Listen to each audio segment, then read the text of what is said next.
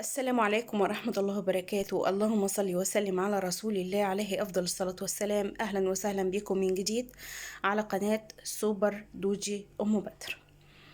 طبعا كتير مننا متابع معظم المسلسلات الرمضانية اللي على المائدة الرمضانية زي ما هما بيقولوا، وقليل جدا لما بنلاقي عمل أو عملين كل كام سنة مرة يكون العمل ده تاريخي، مسلسل تاريخي. يعني احنا متعودين من زمان على المسلسلات التاريخية ايام الله يرحمه نور الشريف ورشوان توفيق، وهو لسه كده في عز شبابه، يوسف شعبان، آه، يعني ايمان البحر درويش.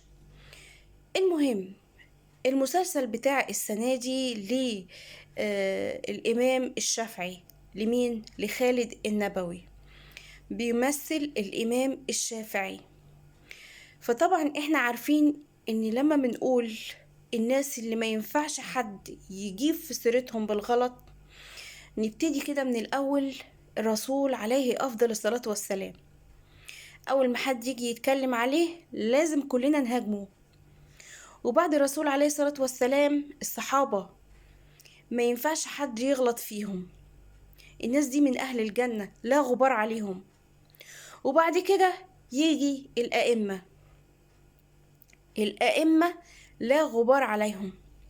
مش زي الائمة بتوع اليومين دول اللي بيقولوا قال الله وقال رسوله واولي الامر منهم. حتى لو اولي الامر ده بيقول على حاجة غلط فانتوا اعملوا زي اولي الامر.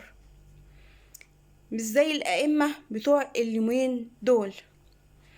الامام الشافعي، الشخصية اللي بيمثلها خالد النبوي، ايا كان خلفية خالد النبوي، المهم انه بيمثل شخصية الامام الشافعي.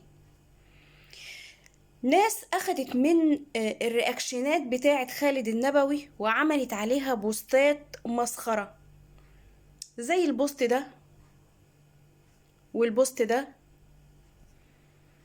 يعني انا عايزة افهم يا جماعة، زمان لما كان المسلسل بيتعرض مسلسل ديني لنور الشريف، لأحمد عبد العزيز، لطارق الدسوقي، الناس دي قيمة وقامة في المسلسلات الدينية اللي كانوا بيعرضوها زمان. حتى كمان في ممثل اسمه جمال عبد الناصر، ده كان شخصية من اللي كانت بتمثل شخصيات التاريخية زمان. المسلسلات الدينية، أولا ما فيش مسلسلات دينية بتتعرض بقالها فترة، وأول ما يتعرض سيرة ذاتية للإمام الشافعي تتعرض ويطلعوا عليها بوستات بالشكل ده. طيب ليه؟ أنا عايزة أفهم، هل الناس دي مدسوسة عاملين زي السم في العسل؟ أول ما يلاقوا حاجة كويسة يطلعوا منها ويقوموا حاطين فيها سم؟ انت لو قابلك بوست زي كده على الفيسبوك هترد تقول ايه؟ انا عايزة اعرف الموضوع ده في تعليقاتكم. في حاجة تانية استفزتني في فيديو شفته على التيك توك. هو فيديو على تيك توك بس كان معروض على الفيسبوك، شوفوه مع بعض.